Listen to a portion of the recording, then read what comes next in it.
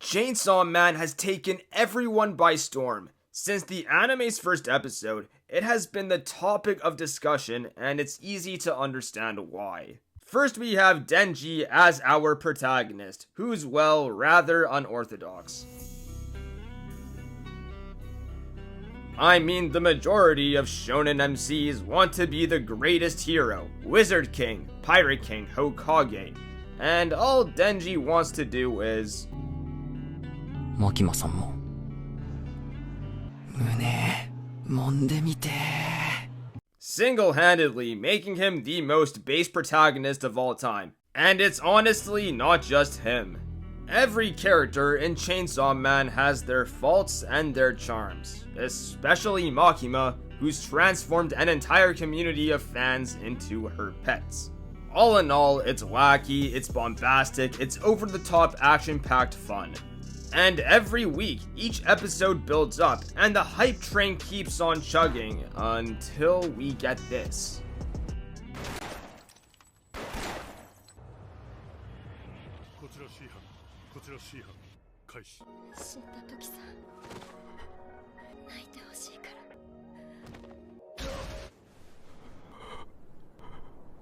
Yeah, something no one expects. And for me, that's Chainsaw Man's most significant strength regarding the compelling nature of the narrative.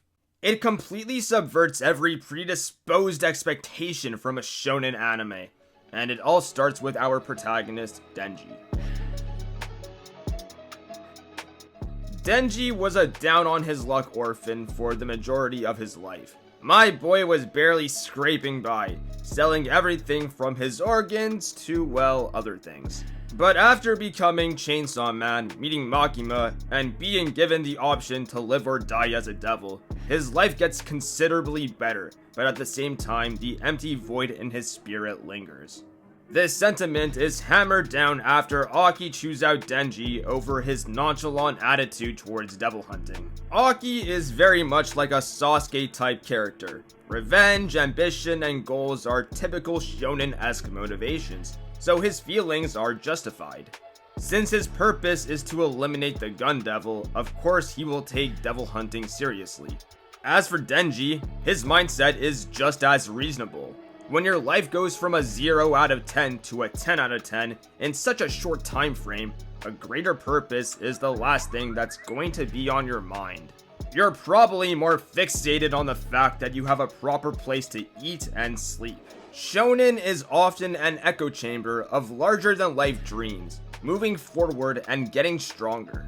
The influence of Naruto normalized this type of character approach. The goals are consistently altruistic, and they improve the people around them. So when questioned about his motivation in life, to have Denji randomly pick impulsive indulgence to be his glorious purpose is unconventional to say the least. And when power gave him precisely what he wanted, fulfilling his basal urges, it meant nothing. In fact, it thrusted Denji into a full-blown existential crisis, demonstrating how damaging it can be to build yourself around such trivial motivations. It's impossible to live in a house of cards. The purpose of these scenes is to establish the fundamental goal of Denji's character and the type of story that Chainsaw Man is trying to tell. Denji goes with the flow, and he just gets used. He thinks that Makima can give him something which satisfies him, and thus acts on nothing but that. But the components of Denji's character are drawn from the stock shonen protagonist portfolio. However, they're greatly distorted in the darker lens of his backstory. Denji's low IQ is born from growing up in an environment that did not promote education. Denji never had the opportunity to go to school. His massive appetite is the byproduct of living an impoverished life. His inadequate social skills is a direct result from the immeasurable neglect Denji has experienced. And his eccentric determination is meant to embody the insanity of Denji's mental state, which ironically works to his benefit, as the top devil hunters border the lines of madness. When you break it down to the meat and potatoes, many of these qualities are close to someone like Luffy.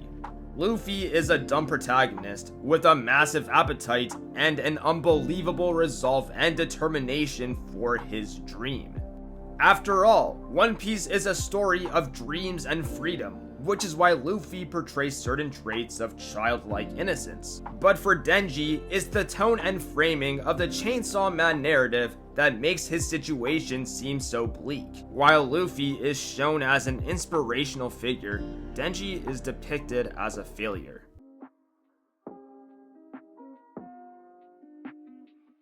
Now, I genuinely think that the Chainsaw Man female cast is the cornerstone of its storytelling, specifically how the characters are utilized in contrast to our protagonist. Chainsaw Man fundamentally unravels and subverts the male-centered fantasia engrossing the shonen demographic. This is accomplished by having women constantly supplanting men at every turn. This is definitely embodied by Makima and many of the other female characters that will be introduced later on. Denji's lust is the root cause of many of his failures. His blind desire for Makima becomes his worst enemy, as intimate experiences with others only provide him with dissatisfaction. And it begs for a much more real missing piece of Denji's puzzle. It's the yearning for maternal love. Having never experienced it for himself, Makima's attention is almost intoxicating. And Makima is fully aware of these undertones. That's why Denji is so easy to manipulate. And you can make the argument that this is why Makima sees Denji as a dog.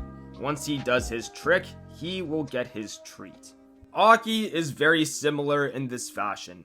His desire for revenge will inevitably lead him on a path of self-destruction. There are times when he's humiliated, emasculated, and well, if you know, you know. The men in the chaotic world constructed by Fujimoto don't get much mercy. They constantly keep their tabs in check, or else they'll have to pay the piper. That's what it means to unrestrain a fantasy.